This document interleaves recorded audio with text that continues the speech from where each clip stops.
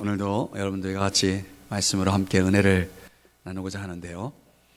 오늘도 짧은 영상을 하나 여러분에게 소개하면서 말씀을 시작하고자 합니다. 자막이 영어로 돼 있어서 영어에 스트레스가 있으신 분들 양해하시고 들으시기 바랍니다. 보여주십시오.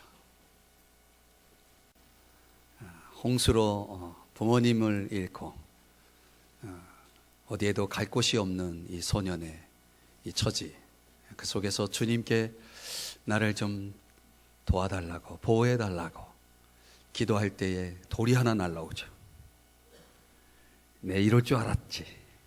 주님은 나의 고난을 즐기시는 분 아닙니까? 항상 이러지 않습니까? 하면서 하나님을 향하여 원망하는 이 소년에게 또 하나의 돌이 날라오죠. 이제는 돌이 빗나갑니다. 그 돌은 내가 맞은 돌은 아닌데 핏자국이 있습니다. 도대체 이 피는 무엇인가? 뒤를 돌아볼 때에 주님께서 그 미소를, 여러분 영상 속에 있는 저 그림의 미소를 여러분 기억하시겠습니까? 주님께서 내가 하나 미스해서 미안하다고 이렇게 말씀을 하시죠. 사랑하는 여러분, 어쩌면 우리 삶 속에 비춰진 우리의 삶의 모습이 주님이 나를 사랑하는 것 같지 않은 그런 현실을 맞닿을 때가 있습니다. 그런데 여러분, 주님은 언제나 우리를 사랑하고 계시다는 사실을 우리가 잊지 말아야 합니다. 주님의 사랑은 변치 않습니다. 그 돌 하나 때문에 주님의 사랑을 의심할 때가 많이 있습니다. 우리의 삶에 있어서 하나님의 보호하심에 대한 우리의 회의가 일어날 수 있습니다. 그러나 거기에도 주님은 함께 하셨습니다. 주님이 저와 여러분을 사랑하시는 걸 여러분 믿으십니까? 요한일서 3장 1절에 보면은 보라, 아버지께서 어떠한 사랑을 우리에게 베푸셨는고 라고 말씀합니다. 그 주님의 사랑, 그 아버지의 사랑을 저와 여러분이 아시는가? 요한일서 3장 16절에 보면은 그렇게 또 사랑을 이야기합니다. 그가 우리를 위하여 목숨을 버리셨으니 이로써 우리가 사랑을 알고 우리도 형제들을 위하여 목숨을 버리는 것이 마땅하다. 18절, 자녀들아 우리가 말과 혀로만 사랑하지 말고 행함과 진실함으로 하자, 이렇게 말씀을 하고 있습니다. 성경에서 말하는 사랑에는 세 가지 단계가 있다는 거죠. 첫째는 사랑을 받아야 한다는 것입니다. 우리가 어디서 사랑을 받을 수 있습니까? 그 위대한 사랑을 어디서 만날 수 있습니까? 주님과의 만남 속에서 이루어지는 것입니다. 그리고 주님의 사랑을 받았을 때 우리는 비로소 사랑이 무엇인지를 아는 자가 되는 것입니다. 사랑을 아는 것입니다. 그러나 여러분, 사랑을 아는 것에서 또 멈춰서는 안 되는 것입니다. 이제는 우리가 그 사랑을 입었으니 이제는 말과 혀로만이 아니라 행함과 진실함으로 우리도 사랑하자라고 성경이 말씀하고 있는 것입니다. 영성신학자 케네스 리치라고 하는 유명한 분이 있습니다. 이분이 그리스도인의 성숙에 대해서, 성숙한 그리스도인에 대해서 정의하기를 이렇게 정의했습니다. 실천하는 사람이다. 한번 따라 하십시다. 실천하는 사람. 어떤 사람이 성숙한 사람이냐? 그는 실천하는 사람이다. 사랑에도 마찬가지입니다. 어떤 사람이 성숙한 사람인가? 사랑을 실천하는 사람입니다. 사랑에 대해서 이야기하는 사람이 아니라 사랑을 실천하는 사람이 성숙한 사람인 것입니다. 세계적인 저술가인 바이런 케이트라고 하는 교수님의 이야기를 들려드린다면, 나는 지금 누구를 사랑하는가라고 하는 그의 저서에서 그는 이런 말을 했습니다. 사랑은 메마른 삶과 고독한 정신을 치유하는 약이다. 이렇게 말했습니다. 또 그가 설명하는 것은 경제가 좋아지고 문명이 발달하고 세상이 좋아져 가는 것 같지만 결국은 문제는 뭐냐면 사람들은 사랑이 없어서 죽어간다는 것입니다. 사랑이 없어서 죽어간다. 사랑이 없어서 절망하고 사랑이 없어서 자살하고, 세상은 점점 좋아지는 듯한데 여전히 정신적으로 영적으로 사람들은 황폐해져 가고 있다는 것입니다. 무엇이 문제입니까? 사랑 때문입니다. 오늘 성경은 우리 그리스도인들이 그러므로 사랑하는 사람이 되라고 말씀하고 있습니다. 한번 따라 하십시다. 사랑하는 사람이 되자. 여러분, 우리가 사랑하는 사람이 되기 위해서 어떻게 사랑해야 할까요? 어떤 사랑을 해야 할까요? 라는 질문을 우리에게 던져봅니다. 자, 오늘 성경은 우리에게 구체적인 세 가지의 사랑의 특성을, 또 어떤 사랑을 해야 할지를 우리에게 말씀해 주고 있습니다. 첫 번째, 빚을 갚듯이 사랑하라고 말하고 있습니다. 빚을 갚듯이. 빚이 아니고 빚, 아시죠? 자, 사랑이 무엇인가? 오늘 성경 8절을 보시겠습니다.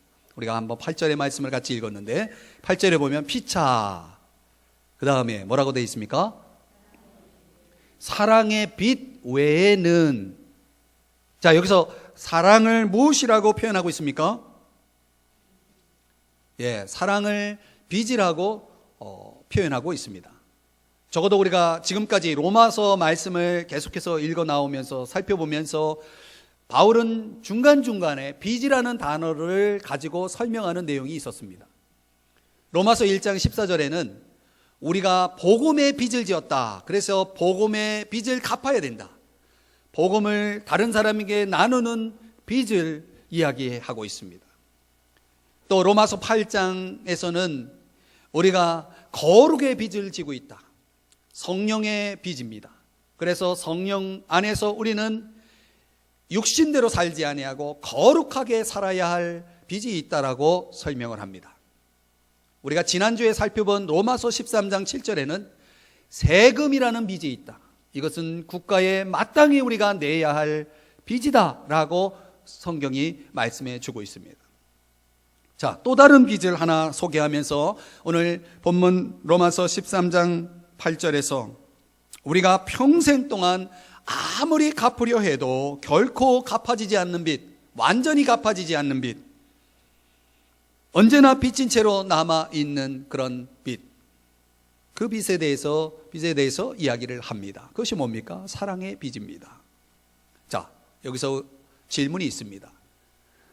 왜 성경은 사랑을 빚이라고 표현할까요? 적어도 우리는 쉽게 이해할 수 있는 예들이 있습니다. 부모의 사랑, 값없이 우리에게 베풀어 주신 그 희생적인 부모의 사랑을 생각할 때 우리는 그것을 빚으로 여겨야 됩니다. 그래서 우리가 부모에게 효도하는 거 아니겠습니까? 그래서 우리가 부모님을 위해서 열심히 사는 거 아니겠습니까? 그런 차원에서 우리에게는 부모로부터 입은 빚이 있습니다. 학교에서는 우리에게 지식을 가르쳐주는 선생님이 있었습니다. 우리는 그 선생님의 그 가르침에 힘입어서 이렇게 사회를 건강하게 살아갈 수 있는 그런 하나의 도덕자로, 인격자로 성장해 왔습니다. 우리는 그 빚도 잊지 말아야 합니다. 또한 우리가 세상을 살아가는 동안 알게 모르게 내 인생 속에 영향을 준 분들이 있을 것입니다. 교회 안에선 영적 지도자도 해당이 될 수 있습니다.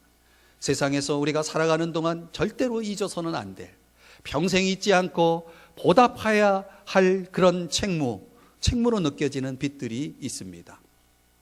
그러나 성경이 사랑의 빚이라고 말할 때는 보다 더 궁극적인 이유가 있습니다. 그것은 그리스도께서 저와 여러분을 위해서 희생하신 사랑의 빚입니다. 우리를 위해서 대신 죽으신, 우리가 아직 죄인 되었을 때 그리스도께서 우리를 위하여 죽으신 그 사랑의 빚을 우리는 절대로 잊어서는 안 되는 것입니다. 그리스도께서 아낌없이 베풀어 주신 그 사랑 때문에 우리는 영원히 그분께 빚을 진 사람입니다. 일명 빚쟁이입니다. 한번 따라 하십시다. 나는 사랑의 빚쟁이다. 왜 기분 나쁘세요? 빚쟁이라 해서. 자, 우리 한번 옆 사람의 손을 잡고 우리는 사랑의 빚쟁이래요. 시작. 그러면 갚으셔야죠. 빚이라면 갚으셔야죠. 그래서 성경은 빚이라는 단어를 그렇게 사용하고 있는 것입니다. 그런데요, 길이 있어요. 우리가 주님으로부터 받은 그 사랑의 빚을 갚을 수 있는 유일한 길은 주님이 말씀하신 것에 순종하는 것입니다. 주님이 이렇게 말씀하셨어요. 내가 너희를 사랑한 것처럼 너희도 서로 사랑하라. 이게 무슨 얘기예요? 주님이 우리를 사랑하신 사랑이 어떤 사랑입니까? 그런 사랑으로 너희끼리 사랑하라. 우리가 주님께 평생 그 사랑의 빚을 갚아야 한다면 어떻게 갚을 수 있는가? 우리끼리 사랑하는 것입니다. 주님이 사랑하는 이들을 사랑하는 것입니다. 문제는 우리는 언제나 우리에게 요구된 그 사랑의 기준, 주님이 기대하시는 그 기준에 미치지 못한다는 것입니다.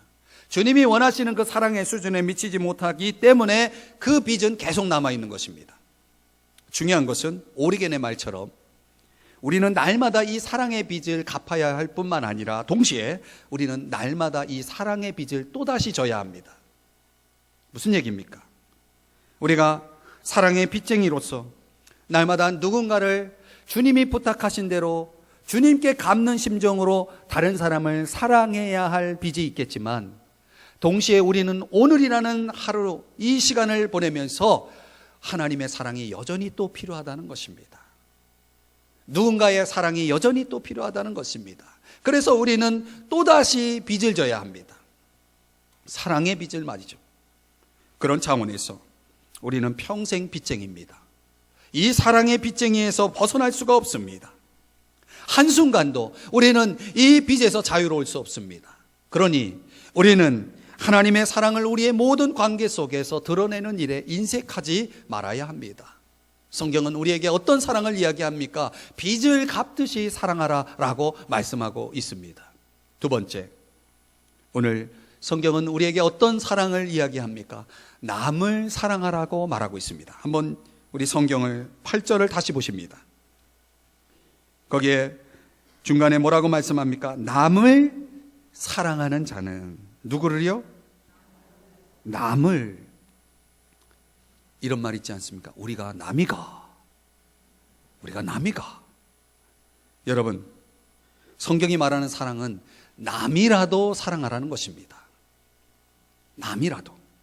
우리 문화가 이 남의 개념이 너무나 확실하고 분명해서 일종의 가족주의라고 하는, 집단주의라고 하는 문화 속에서 이 남이 너무나 우리 사회를 병들게 하고 있다는 사실을 우리 부인할 수 없습니다. 적어도 남이라고 생각할 때 우리는 그 사람을 어떻게 대합니까? 함부로 대할 때가 많습니다. 또 심지어 무관심할 때도 많습니다. 어떤 사람이 운전을 하는데 앞에 차가 계속 신경을 거슬러요.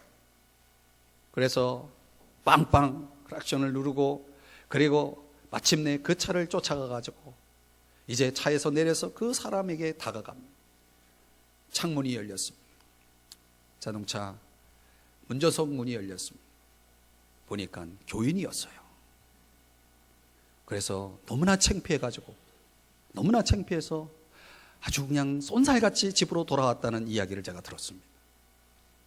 남이라고 생각했기에 화를 참지 못했습니다. 그래서 가가지고 화를 냈습니다. 그런데 남이 아니었습니다. 그러자 태도가 바뀌었습니다. 오늘 우리가 일상 속에서 이런 남이라고 하는 이 단어를 그렇게 사용하고 있지 않습니까? 옆 사람을 잠깐 슬쩍 보실래요? 남입니까? 여러분, 이 남의 개념을 잘 설명해 주는 본문이 하나 있습니다. 누가복음 10장에 나오는 비유인데요. 거기에 한 사람이 예수님께 나와서 이렇게 질문했습니다. 누가 내 이웃입니까? 라고 질문했습니다. 그러자 예수님께서 한 비유를 들어 설명합니다. 자, 유대인과 사마리아인이라고 하는 이 문화적 사이에서 벌어진 일들입니다. 그 두 종족은 말하자면 유대인과 사마리아인 사이에는 아주 깊은 증오심이 있었고 벽이 있었습니다. 근데 유대인은 어떤 사람들이냐면 자신들은 아브라함의 순수 혈통을 이어받은 아주 순족이다, 말하자면 순수 혈통이다 라고 하는 그런 주장을 하고 있었고, 반면에 사마리아의 사람들은 북이스라엘이 멸망한 이후에 그 지배한 정복자인 아수르의 정책에 의해서 이 민족이 순수 혈통이었던 이 민족이 혼혈족으로 변합니다. 그 정책에 의해서 혼합 민족이 되어버립니다. 자, 그때부터 유대인들은 너희들은 혼혈족이기 때문에 더 이상 너희들을 인정할 수가 없다라고 해서 그때부터 개 취급을 합니다. 상종을 하지 않습니다. 자, 이런 문화적인 그런 갭을 가지고 어떤 사건이 하나 벌어집니다. 한 유대인이 길을 가다가 그만 강도를 만나서 정말 절대절명의 그런 위기에 빠지게 됩니다. 그런데 그 현장을 두 유대인이 지나가는데 그냥 지나갑니다. 자, 그런데 한 사마리아인입니다. 원수지간입니다. 개 취급받는 그런 관계입니다. 그 사마리아인이 가던 길을 멈추어 그 불행한 일을 당한 유대인을 돌봐주는 그런 이야기가 소개됩니다. 자, 이 비유에서 결국 이웃에 대한 정의가 내려집니다. 이웃은 혈통의 문제가 아니고 사회적 배경의 문제가 아니라는 사실을 강조하면서 여기서 두 가지 이웃을 소개합니다. 하나는 필요를 가진 이웃과 또 하나는 자원을 가진 이웃에 대해서 소개합니다. 자, 선한 사마리아인은 어떤 사람입니까? 자원을 가진 이웃입니다. 잘 들어보십시오. 이 자원을 가진 이웃이 어느 날 원수를 만났습니다. 원수는 어디에서 만나요? 외나무 다리에서 만납니다. 꼭 만나게 돼 있습니다. 만났습니다.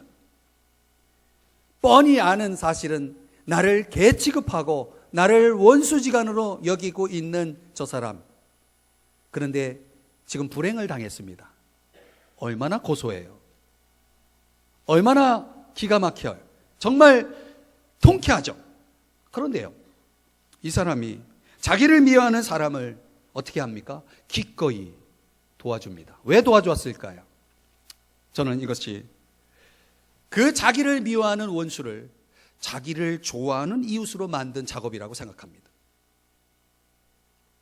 자, 만약 이 이야기 스토리대로 적어도 자기를 내가 개만도 못한 사람으로 여겼던 사람이 자기가 위험에 빠졌을 때, 불행을 당했을 때 자기를 도와줬다면 더 이상 그 사마리아인은 원수가 아니죠. 개가 될 수가 없죠. 얼마나 감사했겠어요. 자신이 가지고 있었던 유대인의 그 편견, 유대인으로서의 그 편견을 다 내려놓고 더 이상 그를 미워하지는 않았을 거예요. 더 이상 원수로 생각하지 않았을 거예요. 이제 그의 좋은 이웃이 되어 있지 않았을까? 그렇지 않겠습니까? 사랑하는 여러분, 이 선한 사마리아인의 행동을 주목해 보십시오. 자기를 미워하는 이웃입니다. 자기를 원수처럼 대하는 이웃입니다. 그런데 마침내 그를 자기의 좋은 이웃으로 바꾸어낼 수 있는 능력, 사랑으로 가능했다는 것입니다. 반면 강도 만난 사람을 생각해 봅시다. 그는 어떤 이웃입니까? 필요를 가진 이웃입니다. 자, 그는 어느 날 아무 문제 없었던, 별 필요를 느끼지 못하고 살던 그런 가운데 어느 날 그는 갑자기 삶이 달라집니다. 필요가 생겼습니다. 무엇 때문일까요? 그가 갑자기 당한 고난 때문입니다. 자, 여기서 하나의 또 좋은 묵상의 관점이 생깁니다. 그가 고난으로 인해서 그는 원수처럼 여겼던 한 사람을 이웃으로 맞이하게 되었다는 것입니다. 내가 고난 속에 있지 않았다면, 내가 어려움 속에 있지 않았다면, 내가 불행 속에 있지 않았다면 그 유대인은 절대로 그 사마리아인과 가까이 하지 않았을 것입니다. 그러나 내 고난 속에서 그는 이웃으로 다가왔고 나는 또한 그를 이웃으로 맞이할 수 있게 되었다는 사실입니다. 사랑하는 여러분, 우리에게는 이 두 가지의 경험이 다 있을 수 있습니다. 오늘 우리가 생각하는 내 삶 속에 정말 사랑할 수 없는 사람들, 원수와 같은 사람들을 우리는 적극적으로 내 자원을 가지고 그를 나의 좋은 이웃으로 만들 수 있는 것입니다.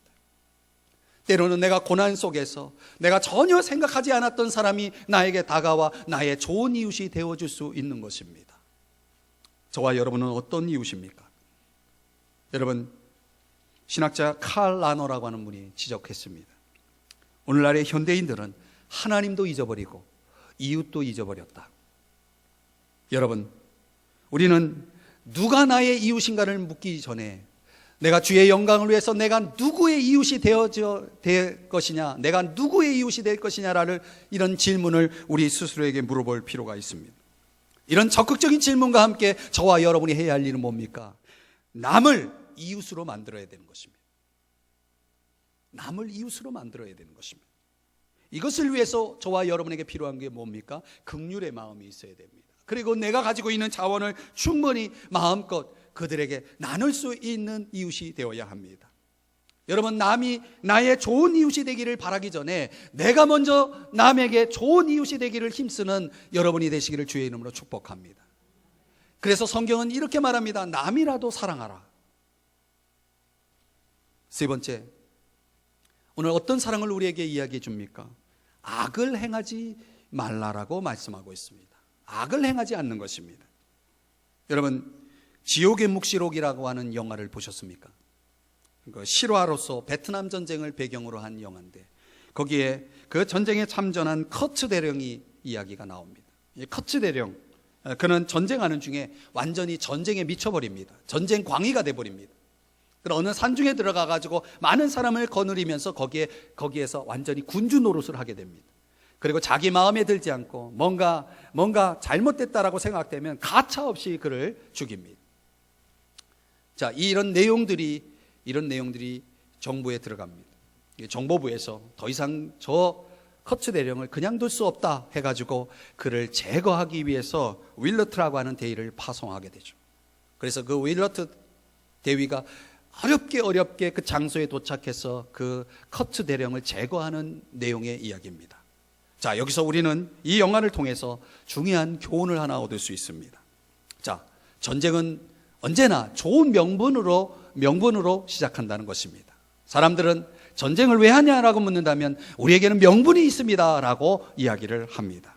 그런데 거기서 이제 한 발 더 나아가 과정 속에서 어떤 사람은 전쟁의 미치광이가 되는 모습을 봅니다. 커츠 대령처럼 말이죠.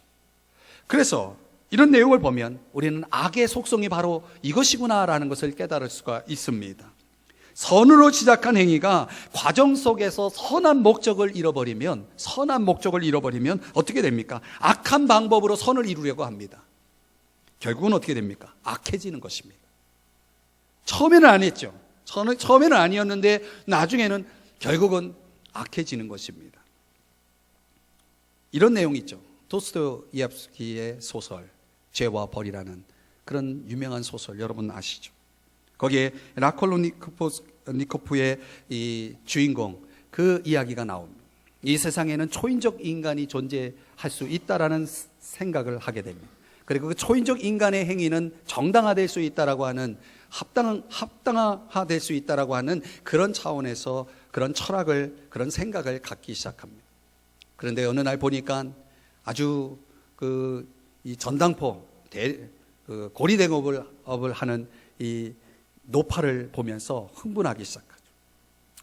그러면서 그 아주 부도덕한 방법으로 못된 방법으로 긁어모은 돈을 선한 일에 쓰지 않는 것에 대해서 불만을 가지면서 내가 저 노인을 죽여야 되겠다. 저 노파를 죽여야 되겠다.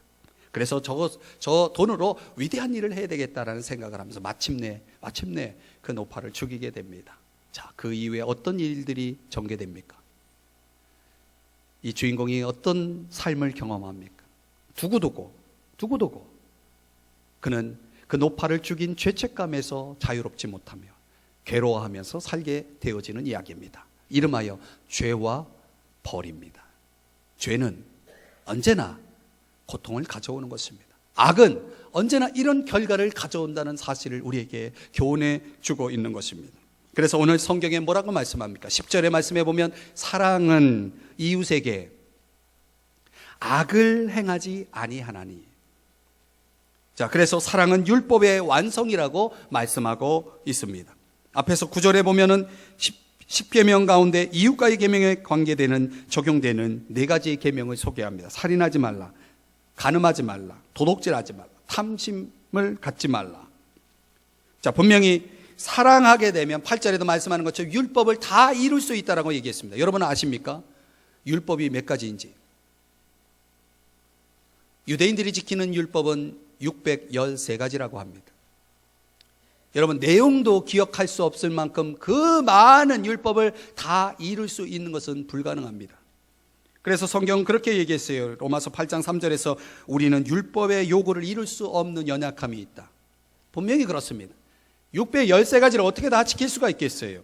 야고보서 2장 10절의 말씀에 보면 누구든지 온 율법을 지키다가 그 중에 하나를 어기면 다 범하는 것이다 라고 이야기를 했습니다. 그러니까 율법 613가지의 가운데 하나만 어겨도 다 어기는 것이다 라고 할 정도라면 우리는 율법의 요구를 다 이루는 것은 사실상 불가능합니다. 그런데 오늘 성경은 분명히 그렇게 말씀하고 있어요. 율법의 요구, 우리가 감당할 수 없는, 할 수 없는 율법의 요구에 대해 초점을 맞추지 아니하고 우리가 할 수 있는 사랑을 강조하고 있다는 것입니다. 그래서 남을 사랑하면 어떻게 됩니까? 율법의 최종 목적을 완성한다라고, 율법의 완성이다, 율법을 다 이루는 것이다라고 말씀을 하고 있는 것입니다. 예를 들어 볼까요? 여러분이 만약에 남을 사랑한다고 생각해 보세요. 그런데 그 사랑하는 사람의 배우자를 간음하는 악을 행할 수 있겠습니까? 자, 우리 사회 속에서 정말로 도덕적 붕괴 현상이 심각합니다. 많은 가정이 무너지고 있습니다. 성문란, 퇴폐풍조가 만연한 가운데서 오늘 그 가운데서 얼마나 많은 가정들이 무너지고 있는지 모릅니다. 자, 우리는 이 문제를 어떻게 풀어가야 되겠습니까? 이것이 단순히 사회적, 도덕적 문제라기보다는 무슨 문제냐? 성경은 사랑의 문제다라고 이야기를 하고 있는 것입니다. 사랑의 문제입니다. 사랑의 문제. 사랑한다면 그런 일을 할 수 없는 것입니다. 남을 사랑한다면 그 사람을 죽이는 악을 행할 수 있겠습니까? 사랑하는데 어떻게 죽일 수가 있어요? 뼈 중에 뼈요, 살 중에 살이라고 고백하는 그 아내를 말이죠. 돈이라고 하는 목적을 위해서 죽이는 걸 보세요. 여러분, 사랑이 있어야 할 자리에 죄가 들어오면 인간은 더 이상 인간이 아니 다른 존재가 되어지는 것입니다. 그런 차원에서 우리가 부모보다 자식보다 돈을 사랑하는 사회, 누구라도 죽일 수 있는 사회, 이것은 우리 사회가 안고 있는 너무나 슬픈 현실입니다. 이런 가운데서 오늘 성경은 뭐라고 말씀합니까? 사랑은 이웃에게 악을 행하지 않는다라고 말씀하고 있는 것입니다. 사랑은 악을 행하지 않습니다. 그런 차원에서 우리가 사랑한다면 도둑질하지 말아야 됩니다. 거짓말하지 말아야 됩니다. 남을 속이지 말아야 됩니다. 남의 것을 빼앗지 말아야 합니다. 임금을 체불하지 말아야 합니다. 불의를 행하지 말아야 됩니다. 사람을 외모로 취하지 말아야 됩니다. 참소하지 말아야 됩니다. 미워하지 말아야 됩니다. 복수하지 말아야 됩니다. 원망하지 말아야 됩니다. 이것이 사랑입니다. 사랑은 이웃에게 악을 행하지 않기 때문에 그렇습니다. 사랑은 이웃의 최선을 추구하기 때문에 그렇습니다. 이웃의 최선을 위해서 일하기 때문에 그렇습니다. 그래서 사랑은 율법의 완성인 것입니다. 사랑하는 여러분, 결론을 맺겠습니다. 우리는 평생 동안 사랑하고도 남는 사랑을 이미 받고 살아가는 사람들입니다. 일명 사랑의 빚쟁이들입니다. 사랑하지 않는 것은 사랑할 수 없어가 아니라, 사랑할 수 있는 능력이 없어서가 아니라 사랑할 수 있음에도 불구하고 순종하지 않는 문제입니다. 여러분, 살면서 정말 사랑하기 어려운 사람들을 만나기도 합니다. 정말 사랑할 수 없는 사람 여러분 있습니까? 표정 관리하세요. 정말 사랑할 수 없는 사람. 그런데 교회 안에서도 그런 분들이 있을 수 있습니다. 안타깝지만. 그런데요, 하나님이 이렇게 그런 우리에게, 도저히 사랑할 수 없는 사람을 만난 우리에게 이렇게 말씀하십니다. 내가 너희를 사랑한 것처럼 너희도 서로 사랑하라. 여러분, 묻겠습니다. 주님이 과연 저와 여러분을 사랑할 만큼 우리는 그런 존재일까요? 주님이 충분히 우리를 사랑해 줄 만큼 우리는 그런 존재일까요? 성경은 아니라고 말씀하고 있습니다. 도저히 사랑할 수 없는 나를 사랑해 주신 주님처럼 너희도 서로 사랑하라. 이거를 좀 우리말로 표현하면 이런 얘기입니다. 날 봐서 좀 사랑해라. 한번 따라 하십시다. 날 봐서 사랑하라. 주님을 봐서라도 좀 사랑하라는 얘기예요. 도저히 사랑할 수 없지만 그러나 주님의 사랑이 나에게 있어서 한이 없는 것처럼 우리도 그렇게 사랑하자라고 말하는 것입니다. 여러분, 배너라는 아주 오래된 영화 보셨습니까? 혹시 기회가 된다면 한번 시간을 내서 다시 한번 이 영화를 보시기를 바랍니다.